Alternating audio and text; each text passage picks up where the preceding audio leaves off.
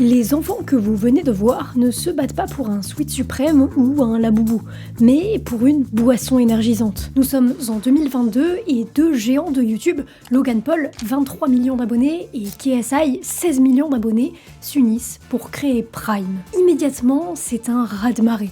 Durant sa première année d'existence, la marque vend pour 250 millions de dollars et passe juste l'année suivante à 1,3 milliard de dollars de chiffre d'affaires. La boisson s'exporte dans le monde entier, y compris en France, et certains marchés sont tellement en rupture de stock que les précieuses bouteilles se vendent sur eBay à plus de 450 livres. La boisson commence à concurrencer les plus grosses marques de son marché, sauf qu'après 2 ans de succès, tout s'arrête. Au Royaume-Uni, les profits passent de 3,7 millions de livres à 312 000 livres, soit une baisse de 91%. Sur le premier semestre 2024, les ventes aux États-Unis chutent de 40%. Les émeutes ont laissé place à des réductions. La marque est empêtrée dans de nombreux procès, notamment sanitaires, et beaucoup les disent morts. Mais alors, que s'est-il passé? Déjà, comment Logan Paul et KSI ont-ils construit une stratégie littéralement parfaite à côté de laquelle beaucoup de gens sont passés? Puis, qu'est-ce qui les a fait plonger dans le chaos? Et surtout, sont-ils vraiment aussi morts que tout le monde le prétend? C'est ce que je vous propose d'analyser dans cette vidéo, parce que tout ça, c'est bien plus que l'histoire de deux influenceurs random qui plantent une marque. C'est plutôt une véritable leçon de comment l'influence fonctionne. Bienvenue dans l'histoire chaotique de Prime. Je l'ai activé. Mais de quoi tu parles? CyberGhost m'a protégé. CyberGhost! IP masqué. Ah bon? Données chiffrées. Ah bon? Tunnel sécurisé. Je me sens paix. Sans quoi? Plus de contenu géobloqué. Grâce à Cyber. Grâce à qui? Grâce à CyberGhost. Je ne sais pas ce que je ferais sans lui. Avec un seul abonnement, vous pouvez connecter jusqu'à 7 appareils en même temps sur toutes les plateformes et en faire profiter toute votre famille et vos amis.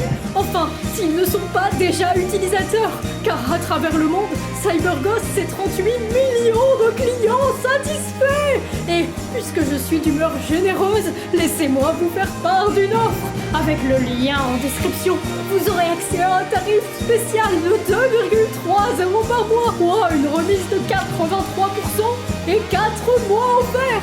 Tout ça avec une garantie satisfait ou remboursé. Et n'oubliez pas, passez de joyeuses fêtes les enfants.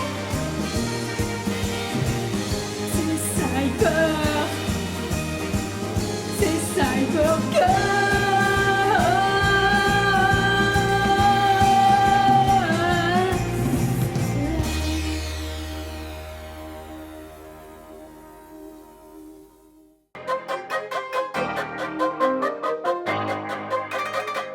Prime est fondé par deux ennemis, enfin presque. Nous sommes en 2018 lorsque Joe Weller, alors youtubeur et boxeur amateur, décide de provoquer KSI, youtubeur déjà connu dans la sphère anglophone. Mais ce qui n'est alors qu'un combat de boxe amateur parti d'un clash un peu artificiel, provoque un véritable tsunami sur internet. 1,6 million de personnes suivent le combat en direct et plus de 20 millions regardent la diffusion dans les quelques jours qui suivent.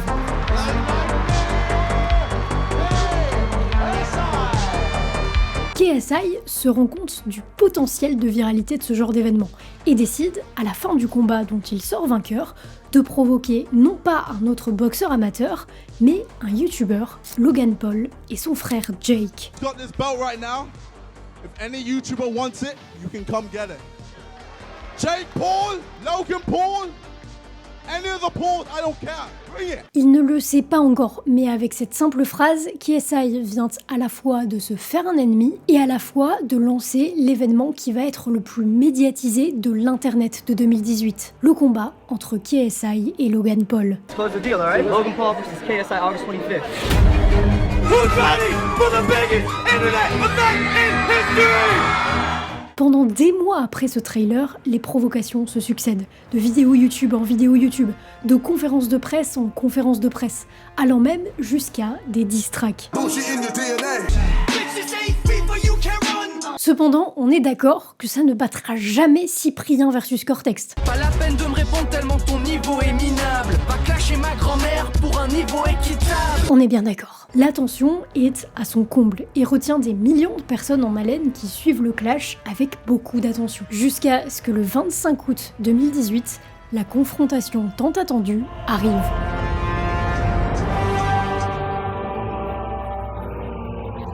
Match nul. Mais pas pour le business, ce fight a généré des millions d'euros. 20 000 fans se sont rendus sur place avec un ticket d'entrée à 150 € et l'événement a été présenté comme un événement exclusif qui ne serait pas rediffusé sur YouTube. Donc pour le regarder en ligne, il fallait payer environ 8 €, ce qu'ont fait plus de 700 000 personnes. Tout ça, c'est sans compter le merch et les sponsors. Bref, l'événement est un immense succès. Et dans ce cas, le match nul, c'est une bonne nouvelle d'un point de vue business, puisque vous pouvez refaire monter la tension pour un match ultime qui aura lieu le 9 novembre 2019 et qui donnera lieu à une victoire de KSI. From the United Kingdom, the Nightmare.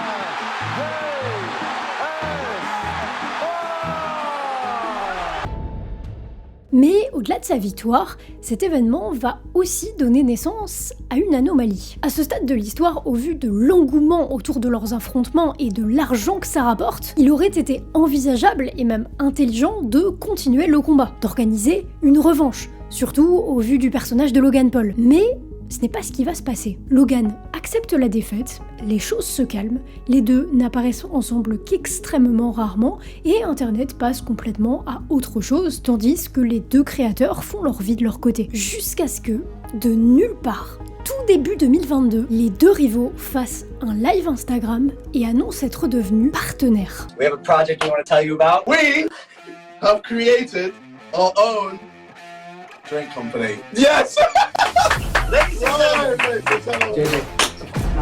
Tout le monde est pris par surprise. Dans l'imaginaire collectif, les deux sont d'éternels rivaux. Pourtant, en réalité, c'est une suite très intelligente. Prime n'est pas une rupture. C'est la monétisation finale d'un arc narratif commencé 5 ans plus tôt. Et si c'est un véritable coup de génie, ça ne va pas s'arrêter là. Inutile de vous dire que le lancement aux États-Unis, le 4 janvier 2022, est une réussite absolue. Le succès immédiat de la marque est dû à la fois au storytelling extrêmement solide qui l'entoure et également à la popularité des deux créateurs qui font pour le lancement ce qu'ils savent faire de mieux, faire du contenu viral sur YouTube. We are undercover as Prime Hydration employees. Let's drink some Prime, baby! Let's have some Prime! La stratégie est agressive. Logan Paul annonce que le produit est disponible dans plus de 4000 Walmart à travers les États-Unis et dès juin, ils exportent la boisson au Royaume-Uni en poussant la méthode de vente encore plus loin. Parce que oui, logistiquement, aux US, il y a eu quelques petits problèmes de quantité. Pas assez de boissons pour trop d'acheteurs. Mais est-ce que ça pourrait pas devenir une bonne chose? De manière calculée ou non, on n'en sait officiellement rien, Prime débarque au Royaume-Uni en petite quantité. Et là, c'est le déluge. Les jeunes adolescents, tenus en haleine depuis 6 mois par les contenus viraux de Logan Paul et KSI, n'ont qu'une envie, se procurer les précieuses bouteilles. Coûte que coûte. Sauf que trop d'acheteurs pour pas assez de boissons égale bousculade dans les magasins. Et même interdiction de la boisson dans les écoles à cause d'un véritable trafic de Prime. People, they're selling them for like £10 a bottle. 12, £10. L'expérience d'acquérir puis de posséder cette boisson devient largement supérieure au fait de la boire. Prime devient un statut social. Mais la marque ne peut pas se permettre de s'arrêter là. Et Logan Paul et KSI le savent. En 2023, elle accélère donc la cadence et oriente encore plus sa communication autour du sport en collaborant avec des institutions sportives déjà bien installées. Le FC Barcelone, le Bayern Munich, des équipes de NBA comme les Los Angeles Lakers ou les Toronto Raptors, et la marque devient même le partenaire officiel de la WWE, une entreprise mondiale de catch. À côté, ils sortent de nouveaux produits, certains dans des éditions limitées, qui s'arrachent à prix d'or. Mais alors que tout va bien, que la marque casse tout depuis 1 an et demi, les problèmes commencent à arriver.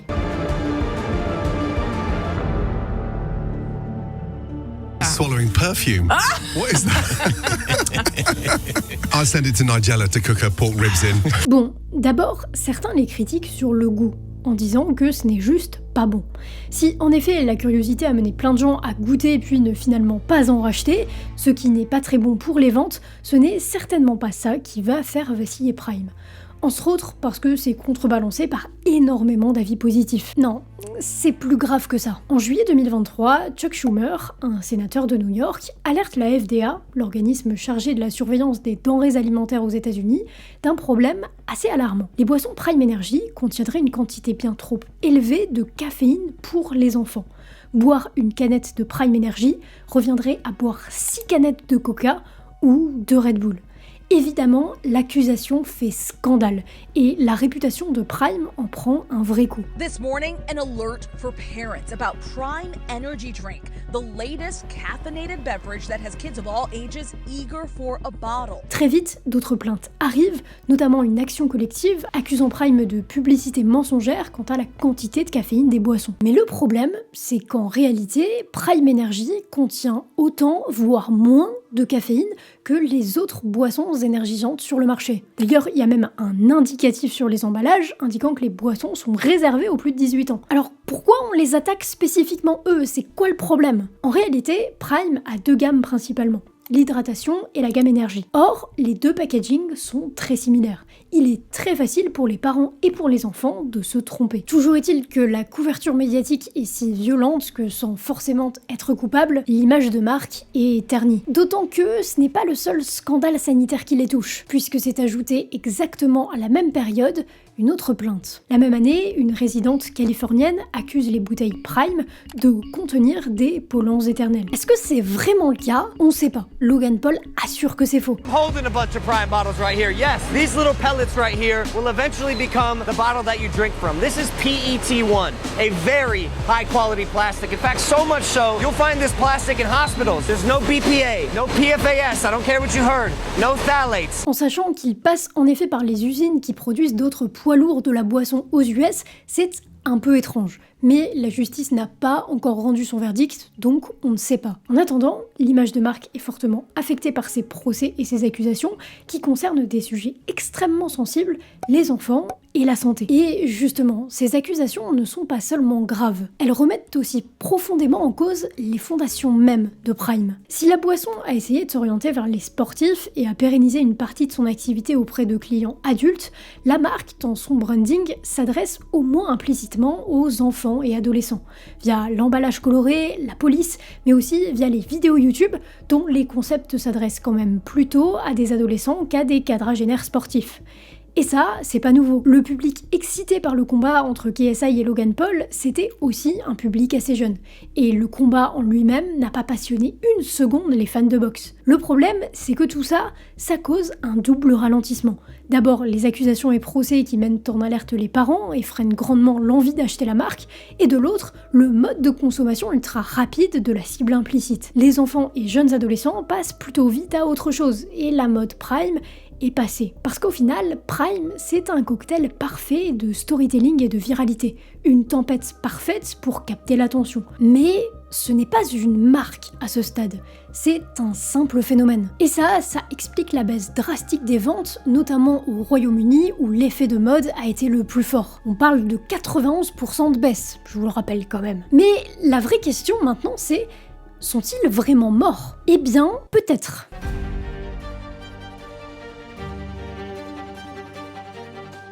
Il y a quelque chose que je ne vous ai pas dit. Prime n'est pas en procès que pour des raisons sanitaires. Ils sont aussi en procès pour des questions d'argent et de contrats. Le fameux coup des contrats. C'est le plus gros procès contre eux à ce jour. L'entreprise Refresco, spécialisée dans la production et le conditionnement des boissons, attaque la marque en justice en demandant 67 millions de $.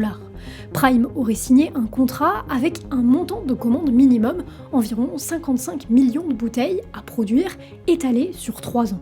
Refresco a donc investi dans de nouvelles lignes de production pour pouvoir honorer le contrat, sauf que Prime, n'auraient pas passé autant de commandes que prévu. Ils auraient même à un moment complètement arrêté de passer des commandes. Et ça met Refresco dans une sacrée sauce. Ou dans une sacrée boisson énergisante. Je suis pas douée pour faire des vannes, je suis pas quelqu'un de drôle, c'est comme ça, il faut l'accepter. Ce procès signifie deux choses. Déjà, s'ils perdent, c'est vraiment pas une bonne nouvelle, parce que ça fait quand même vraiment beaucoup d'argent en moins. Mais surtout, on peut imaginer que Prime était sincère quand ils ont signé le contrat. Ça veut dire que dans leur projection, dans le business plan, ils allaient vendre X bouteilles, faire X chiffres, et donc qu'ils pouvaient s'engager auprès de leurs prestataires. Sauf que, c'est quand même une grosse erreur. Et ça peut signifier qu'en coulisses, tout ça, c'est vraiment loin d'être prévu. Pour ajouter une couche supplémentaire de doute, ils s'attaquent à un marché où, en effet, il y a de la demande. Mais il y a aussi des énormes marques déjà très installées, qu'il est extrêmement difficile de détrôner. Et pour couronner le tout, il y a un dernier élément à ne pas négliger. C'est le modèle en lui-même. Logan Paul et KSI sont excellents en marketing, mais vraiment excellents. Mais être excellent en marketing pour construire une marque sur le long terme, ça suffit pas. Et c'est un raisonnement qu'ont beaucoup de créateurs de contenu. Avoir une audience et avoir souvent des bases de comment être très visible sur internet, ça nous donne l'impression d'avoir une sorte de cheat code. Le raisonnement est au mieux partiellement faux, mais il a le mérite d'être logique. Le business model de la plupart des créateurs, y compris moi, repose sur le sponsoring. On fait de la publicité pour les autres. Le raisonnement est donc le suivant. Si on crée notre propre marque et qu'on en fait la publicité sur notre chaîne, on aura plus de contrôle sur ce qu'on vend et on gagnera normalement plus d'argent, surtout sur le long terme, parce que si des marques nous payent en tant que créateurs, c'est qu'elles ont un intérêt économique à le faire. Sauf que dans la réalité... c'est plus compliqué que ça. Surtout sur le lancement d'une marque destinée au grand public. Être créateur de contenu, on dirait de loin que c'est être entrepreneur, mais c'est pas le cas. Ou en tout cas, c'est une forme bien spécifique d'entrepreneuriat. Et tous les aspects que ne gère pas un créateur de contenu peuvent le prendre par surprise quand il se retrouve confronté à juste un business model qu'il ne connaît pas. À la réalité, quelque part, de ce que c'est de monter une boîte, notamment destinée aux consommateurs et non aux entreprises. En France, on a des exemples de gens qui se sont cassés les dents. Micode avec sa marque de vêtements, la Unicorn House de vodka, Michou avec son jeu de cartes qui sera le menteur, Squeezie avec Yoko. Bref, même si Logan Paul et KSI étaient accompagnés d'un troisième associé censé être le pilier purement business, force est de constater que le modèle semble assez difficile à tenir sur le long terme. Et ça veut pas dire que ce n'est pas possible, il y a des contre-exemples de réussite. Ça veut juste dire que l'influence n'est pas un cheat code et qu'on peut se planter, même en étant très visible sur internet. Pour moi, l'une des solutions envisageables à ce problème, et je vous le dis sans l'avoir fait, en tout cas pas encore, ce serait de s'associer à quelqu'un d'extérieur à la création de contenu, de se servir de l'image du créateur au lancement et sur les campagnes marketing de la marque, mais ne pas tout faire reposer sur lui. Il y aurait des sponsors YouTube par le créateur, comme des sponsors habituels, à la différence que là, la marque appartiendrait en partie au créateur. Il serait en partie propriétaire de la marque qu'il met en avant. Bref, j'ai vraiment hâte de voir comment Prime va évoluer. Ça donnera peut-être des idées à d'autres créateurs. En tout cas, en attendant, ils nous auront offert un des plus beaux storytelling de lancement de marque sur internet, un chef-d'œuvre marketing, mais derrière ce chef-d'œuvre marketing se cache aussi une leçon. À l'ère de la viralité, vendre un produit, c'est facile, mais construire une marque, c'est totalement un autre jeu. Stay hydrated, drink Prime, peace. Merci encore à CyberGhost de soutenir la chaîne. Si vous voulez profiter de leur offre spéciale, le lien se trouve en description avec une garantie satisfait ou remboursé. C'était Lovie, on se retrouve très vite, prenez soin de vous. Et évidemment, comme je suis extrêmement influençable, j'ai acheté du Prime pendant l'écriture de cette vidéo. Je me dévoue pour la science. Faut savoir que je ne bois aucun soda, aucune boisson, à part du Oli.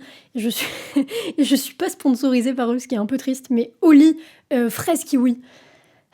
Bref, ça ressemble à ça. Ça sent un peu le médicament en vrai. Hein. Ah, c'est pas fou. En vrai, c'est pas fou, mais après, je suis pas... Ça a goût de... Vous savez, l'Advil, un médicament rose quand on était petit, là. Non, c'est pas bon.